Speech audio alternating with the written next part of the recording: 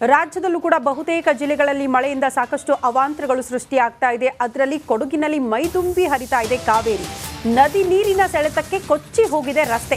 ಮಡಿಕೇರಿ ನಾಪೋಕ್ಲು ರಸ್ತೆ ಸಂಪೂರ್ಣ ಹಾನಿಯಾಗಿದೆ. ರಸ್ತೆಯ ಮೇಲೆ 4 ಅಡಿಯಷ್ಟು ಕಾವೇರಿ ನದಿ ನೀರು ಹರಿತಾ ಇದೆ.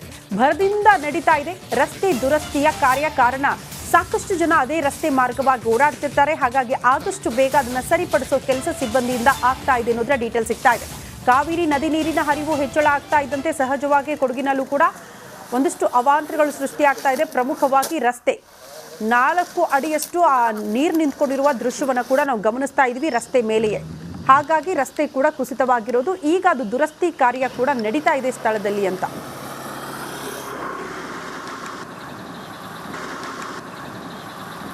ಧಾರಾಕಾರ ಮಳೆಯಿಂದಾಗಿ ಕೊಡಗು ಜಿಲ್ಲೆಯಲ್ಲಿ ಕಾವೇರಿ ನದಿ ಮೈದುಂಬಿ ಹರಿತಾ ಇದೆ. ನಾವೀಗ ನಾಪೋಕ್ಲು ಬಳಿ ಕಾವೇರಿ ನದಿ ಸಮೀಪ ಇದ್ದೇವೆ. ಅಂದರೆ ಭಾಗಮಂಡಲ ತಲಕಾವೇರಿ ಏನು ವ್ಯಾಪ್ತಿ ಮಳೆ ಆಗುತ್ತೆ ಅಲ್ಲಿಂದ ಕಾವೇರಿ ತುಂಬಿ ಬರುವಂಥದ್ದು. ಇದು ನೋಡ್ಬೋದು ಯಾವ ರೀತಿ ಕಾವೇರಿ ನದಿ ಮೈದುಂಬಿ ಹರಿತಾ ಇದ್ದಾರೆ ಅಂತ ಹೇಳುವಂಥದ್ದು. ಮೇಲ್ಭಾಗದಿಂದ ಬರ್ತಾ ಇದೆ ರೀತಿ. ಈ ನಾಪೋಕ್ಲಿಗಾಗಿ ಆ ಕಡೆ ಹೋಗುವಂಥದ್ದು, ಕುಶಾಲನಗರ ಆ ಭಾಗಕ್ಕಾಗಿ ಹೋಗುವಂಥದ್ದು ಕಾವೇರಿ ನದಿ.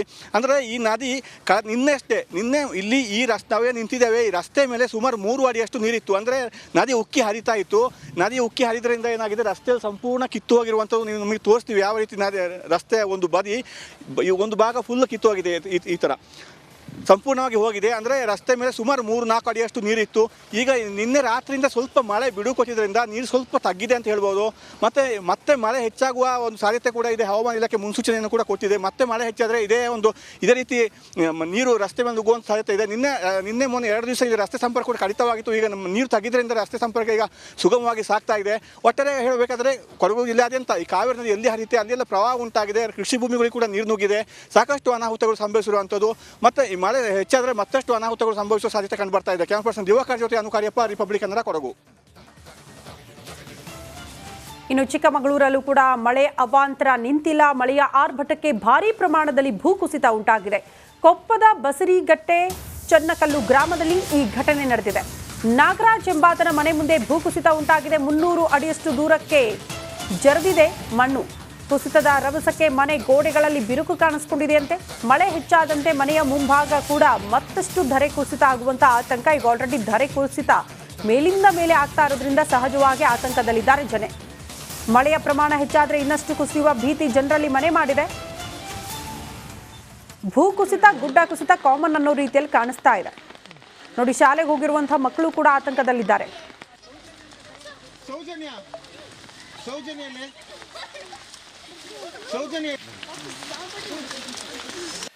ಕಾಫಿ ನಾಡು ಚಿಕ್ಕಮಗಳೂರಿನ ಮಲೆನಾಡಿನಲ್ಲಿ ವರುಣ ಕೊಂಚ ತಗ್ಗಿದ್ರು ಅವಾಂತರಗಳು ಒಂದರ ಮೇಲೆ ಒಂದು ಕೂಡ ಆಗ್ತಿದೆ. ಆ ಅವಾಂತರಗಳ ಸಾಲಿಗೆ ಸೇರುವಂಥದ್ದು ಇದು ಒಂದು ಸರ್ಕಾರಿ ಶಾಲೆಯ ಏನು ಧರೆ ಕುಸಿತ ಕೂಡ ಹೌದು.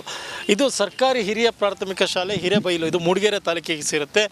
ಈಗಾಗಲೇ ಇದರ ಧರೆ ಕುಸಿತ ಆಗಿದೆ. ಈ ಧರೆ ಕುಸಿತದಿಂದ ಶಾಲಾ ವಿದ್ಯಾರ್ಥಿಗಳಿಗೆ ಕೂಡ ಒಂದು ಆತಂಕ ಎದುರಾಗಿರುವಂಥದ್ದು. ಅಂದರೆ ಮೇಲ್ಭಾಗದಿಂದ ಧರೆ ಕುಸಿತ ಈಗಾಗಲೇ ಆಗಿದೆ. ಇನ್ನಷ್ಟು ಧರೆ ಕುಸಿತ ಆದರೆ ಅಂದರೆ ಮೇಲ್ಭಾಗದಲ್ಲಿ ನೀರಿನ ಹರಿವು ಕೂಡ ಹೆಚ್ಚಾಗಿದೆ. ಅಲ್ಲಿ ಮುಖ್ಯ ಶಿಕ್ಷಕ ಕೊಠಡಿ ಇದೆ, ಮತ್ತು ಅದರ ಪಕ್ಕದಲ್ಲಿ ಕೂಡ ಮಕ್ಕಳು ಕೂರುವಂಥದ್ದು ಮತ್ತು ಎಲ್ಲ ರೀತಿಯ ಕೊಠಡಿಗಳು ಕೂಡ ಅಲ್ಲೇ ಇದೆ. ಒಂದು ವೇಳೆ ಮೇಲ್ಭಾಗದಲ್ಲಿ ಅತಿ ಹೆಚ್ಚಾಗಿ ನೀರಿನ ಏನಾದ್ರು ರಭಸ ಹೆಚ್ಚಾದ ಸಂದರ್ಭದಲ್ಲಿ, ನೀರು ಕೆಳಭಾಗಕ್ಕೆ ಬಂದ ಸಂದರ್ಭದಲ್ಲಿ ಈಗಾಗಲೇ ಒಂದು ಏನು ಧರೆ ಕುಸಿತ ಆಗಿದೆ. ಅದರ ನಂತರ ಅದರ ಅಕ್ಕಪಕ್ಕದಲ್ಲಿರುವಂಥ ಧರೆಗಳು ಕೂಡ ಕುಸಿಯುವ ಆತಂಕ ಕೂಡ ಇದೆ. ಇಲ್ಲಿ ಸುಮಾರು 70ಕ್ಕೂ ಹೆಚ್ಚು ವಿದ್ಯಾರ್ಥಿಗಳಿದ್ದಾರೆ. ಇಲ್ಲಿ 20ಕ್ಕೂ ಹೆಚ್ಚಿನ ವಿದ್ಯಾರ್ಥಿಗಳು ಅಂದರೆ ಎಲ್ಲ ಗ್ರಾಮೀಣ ಪ್ರದೇಶದ ವಿದ್ಯಾರ್ಥಿಗಳೇ. ಒಂದು ವೇಳೆ ಏನಾದ್ರು ಧರೆ ಕುಸಿತ ಆಗುವಂಥದ್ದು, ಕಾಂಪೌಂಡ್ ಕುಸಿತ ಆಗುವಂಥದ್ದು ಅಥವಾ ಮೇಲ್ಭಾಗದಲ್ಲಿ ಏನಾದ್ರು ಕುಸಿತ ಆದರೆ ಸಾಕಷ್ಟು ಅನಾಹುತ ಆಗುವ ಕೂಡ ಆತಂಕ ಕೂಡ ಇದೆ. ಸದ್ಯಕ್ಕೆ ಈಗಾಗಲೇ ಈ ಪ್ರಮಾಣದಲ್ಲಿ ಕೂಡ ಏನು ಧರೆ ಕುಸಿತ ಆಗಿದೆ. ಧರೆ ಕುಸಿತ ಸಂದರ್ಭದಲ್ಲಿ ಶಾಲೆಗೆ ರಜೆ ಕೊಟ್ಟಿದ್ದಾರೆ. ಇನ್ನು ಉಳಿದಂತೆ ಮಳೆಗಾಲದ ಏನು ಮಳೆ ಹೆಚ್ಚಾದ ಸಂದರ್ಭದಲ್ಲಿ ಕೂಡ ಶಾಲೆಗೆ ರಜೆ ಕೊಡ್ತಾರೆ. ಆದರೆ ಈ ರೀತಿಯ ಸ್ಥಿತಿ ಇದ್ದರೂ ಕೂಡ ಏನು ವಿದ್ಯಾರ್ಥಿಗಳನ್ನ ಬೇರೆಡೆ ಸ್ಥಳಾಂತರ ಮಾಡೋದು, ಬೇರೆ ಕಡೆ ಅವರಿಗೆ ಪಾಠ ಪ್ರವಚನ ಮಾಡುವಂಥ ಕೆಲಸಕ್ಕೆ ಕೂಡ ಮುಂದಾಗಿಲ್ಲ ಅಂತ ಕೂಡ ಮಾತನ್ನು ಈಗ ಸದ್ಯಕ್ಕೆ ಸ್ಥಳೀಯರು ಹೇಳ್ತಾ ಇರುವಂಥದ್ದು. ಒಂದು ಇಲ್ಲಿಗೆ ತಡೆಗೋಡೆಯನ್ನು ಮಾಡಬೇಕು ಮತ್ತು ಏನು ವಾಲ್ಗಳನ್ನ ನಿರ್ಮಾಣ ಮಾಡಬೇಕು ಅನ್ನೋಂಥದ್ದು ಕೂಡ ಹಲವು ವರ್ಷಗಳಿಂದ ಕೂಡ ಇತ್ತು. ಆದರೆ ಇಲ್ಲಿವರೆಗೂ ಕೂಡ ವಾಲ್ ನಿರ್ಮಾಣ ಮಾಡಿಲ್ಲ. ಏನು ಈ ಹಿರೇಬೈಲಿದೆ ಮತ್ತು ಈ ಸುತ್ತಮುತ್ತ ಏನಿದೆ ಇದು 2019 ನಂತರ ಸಾಕಷ್ಟು ಕುಸಿತಗಳು ಕಂಡಂಥ ಸ್ಥಳ. ಈ ಬಗ್ಗೆ ಸುತ್ತಮುತ್ತ ಇರುವಂಥ ಕಡೆಗಳಲ್ಲಿ ಕುಸಿತ ಕೂಡ ಆಗಿತ್ತು. ಇನ್ನು ಜಿಲ್ಲಾಡಳಿತ ಏನೋ ಒಂದು ಎಲ್ಲೆಲ್ಲಿ ಕುಸಿತ ಕಾಣುತ್ತೆ ಅನ್ನುವಂಥ ಪಟ್ಟಿ ಮಾಡಿದೆ. ಅದರಲ್ಲಿ ಹಿರೇಬೈಲಿರ್ಬೋದು, ಈ ಸುತ್ತಮುತ್ತ ಗ್ರಾಮಗಳನ್ನು ಕೂಡ ಸೇರಿಸಿದೆ.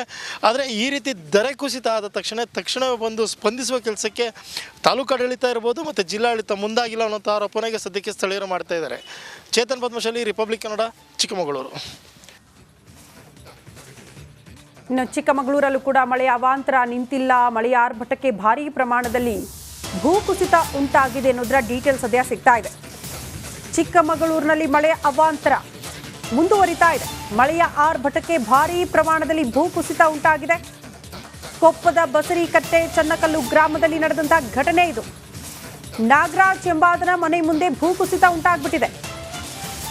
300 ಅಡಿಯಷ್ಟು ದೂರಕ್ಕೆ ಮಣ್ಣು ಜರಿದಿದೆ ಅಂತ ಹೇಳಲಾಗ್ತಾ ಇದೆ.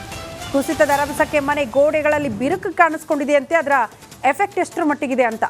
ಚಿಕ್ಕಮಗಳೂರಿನಲ್ಲಿ ಮಳೆ ಅವಾಂತರ, ಜನ ಆತಂಕದಲ್ಲಿದ್ದಾರೆ. ಯಾವುದೇ ಕ್ಷಣದಲ್ಲಾದರೂ ಮತ್ತೆ ರಸ್ತೆ ಕುಸಿತ ಆಗಬಹುದು ಅಂತ. ಅದರಿಂದ ಮನೆಗಳಿಗೆ ಸಮಸ್ಯೆಗಳಾಗ್ತಾ ಇದೆ, ಬಿರುಕು ಕಾಣಿಸ್ತಾ ಇದೆ ಅಂತೆ ಹಲವು ಗೋಡೆಗಳಲ್ಲಿ. ದೃಶ್ಯ ನೋಡ್ತಾ ಇದ್ದೀವಿ. ಚಿಕ್ಕಮಗಳೂರಿನಲ್ಲಿ ಸದ್ಯ ಕಂಡು ಬರ್ತಾ ಇರುವಂತಹ ದೃಶ್ಯ.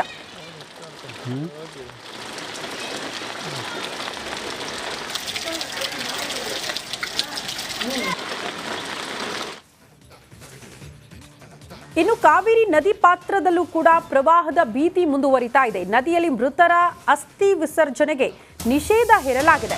ಕಾವೇರಿ ನದಿಯಲ್ಲಿ ಪೂಜೆ ಪುನಸ್ಕಾರಕ್ಕೆ ನಿರ್ಬಂಧ ಇದೆ. ಶ್ರೀರಂಗಪಟ್ಟಣದ ಕಾವೇರಿ ನದಿ ಬದಿ ಬ್ಯಾರಿಕೇಡ್ ಹಾಕಲಾಗಿದೆ. ನದಿಗೆ ಇಳಿಯದಂತೆ ಬ್ಯಾರಿಕೇಡ್ ಹಾಕಿ ಸಿಬ್ಬಂದಿ ನಿಯೋಜನೆ ಕೂಡ ಆಗಿದೆ ಸ್ಥಳದಲ್ಲಿ. ಕಾರಣ ಯಾರು ಕೂಡ ಹೋಗಬಾರದು ಅಂತ. ಕಾರಣ ಅಪಾಯದ ಮಟ್ಟ ಮೀರಿ ಹರಿತಾ ಇದೆ ಕಾವೇರಿ. ಈ ಸಂದರ್ಭಕ್ಕೆ ನೀವೇನಾದರೂ ಅಸ್ಥಿ ವಿಸರ್ಜನೆಗೆ ಹೋದ್ರೆ, ಸೆಲ್ಫಿ ಮೋಜಿಗೆ ಹೋದ್ರೆ ಏನಾದರೂ ಅನಾಹುತಗಳಾಗಬಹುದು ಅನ್ನೋ ಕಾರಣಕ್ಕೆ ಎಲ್ಲದಕ್ಕೂ ಕೂಡ ಸದ್ಯ ನಿರ್ಬಂಧ ಹೇರಲಾಗಿದೆ. ಬ್ಯಾರಿಕೇಡ್ ಹಾಕಿ ಕಾವೇರಿ ನದಿ ಅಕ್ಕಪಕ್ಕನೂ ಓಡಾಡಕ್ಕಾಗಲ್ಲ. ಕಾರಣ ಅಷ್ಟರ ಮಟ್ಟಿಗೆ ಸಿಬ್ಬಂದಿಯ ನಿಯೋಜನೆಯಾಗಿದೆ. ಭದ್ರತೆಯ ವಿಚಾರಕ್ಕೆ ಸಂಬಂಧಪಟ್ಟಂತೆ ಯಾವುದೇ ರೀತಿಯ ಅಹಿತಕರ ಘಟನೆಗಳು ನಡೀಬಾರದು ಅಂತ. ಯಾರೋ ಕಾಲ್ ಜಾರಿ ಆಯ ತಪ್ಪಿ ನೀರಿಗೆ ಬಿದ್ದುಬಿಟ್ರೆ, ಹೆಚ್ಚು ಕಡಿಮೆ ಆಗಿಬಿಟ್ರೆ ಇಂಥದ್ದೊಂದು ಆತಂಕ ಇರೋದ್ರಿಂದ ಮುನ್ನೆಚ್ಚರಿಕಾ ಕ್ರಮಗಳನ್ನು ಕೈಗೊಳ್ಳಲಾಗಿದೆ. ದೃಶ್ಯ ನಾವು ಗಮನಿಸ್ತಾ ಇದ್ವಿ. ಸಾರ್ವಜನಿಕರ ಪ್ರಕಟಣೆ ಅಂತ ಅಲ್ಲೊಂದು ಬೋರ್ಡನ್ನು ಕೂಡ ಹಾಕಲಾಗಿದೆ. ಯಾರು ಕೂಡ ಹೋಗೋ ಹಾಗಿಲ್ಲ.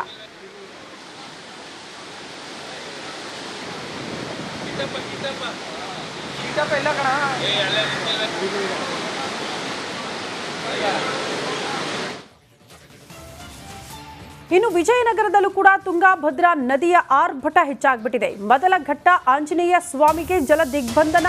ಹೂವಿನ ಹಡಗಲಿಯ ಮೊದಲ ಘಟ್ಟ ಆಂಜನೇಯ ದೇಗುಲ. ದೇವರಿಗೂ ಕೂಡ ಜಲ ದಿಗ್ಬಂಧನ ಹಾಕಿರೋದು ತುಂಗಾಭದ್ರಾ. ತುಂಗಾಭದ್ರಾ ನದಿಯ ನೀರಿನ ಪ್ರಮಾಣ ಹೆಚ್ಚಳ ಆಗಿರೋದ್ರಿಂದ ಅದನ್ನ ನೀರು ರಿಲೀಸ್ ಮಾಡಿದ ತಕ್ಷಣ ಹಲವು ಗ್ರಾಮಗಳು, ರಸ್ತೆಗಳು, ದೇವಸ್ಥಾನ ಎಲ್ಲದಕ್ಕೂ ಕೂಡ ನೀರು ನುಗ್ಗಿಬಿಟ್ಟಿದೆ. ಎಲ್ಲ ನದಿ ಹಳ್ಳ ಕೊಳ್ಳಗಳು ಕೂಡ ಭರ್ತಿ ಆಗಿರೋದ್ರಿಂದ ಆ ನದಿ ಹಳ್ಳ ಕೊಳ್ಳಗಳ ಪಕ್ಕದಲ್ಲಿ ವಾಸ ಮಾಡ್ತಾ ಇರುವಂತಹ ಜನ ಪ್ರವಾಹದ ಪರಿಸ್ಥಿತಿನ ಎದುರಿಸಲೇಬೇಕಾದಂತಹ ಅನಿವಾರ್ಯತೆ. ಈಗ ತುಂಗಾಭದ್ರಾ ನದಿಯ ಸರದಿ. ಹೂವಿನ ಹಡಗಲಿಯ ಮೊದಲ ಘಟ್ಟ ಆಂಜನೇಯ ದೇಗುಲ ಸಂಪೂರ್ಣ ಜಲಾವೃತ. ದೃಶ್ಯ ನೋಡ್ತಾ ಇದ್ದೀವಿ.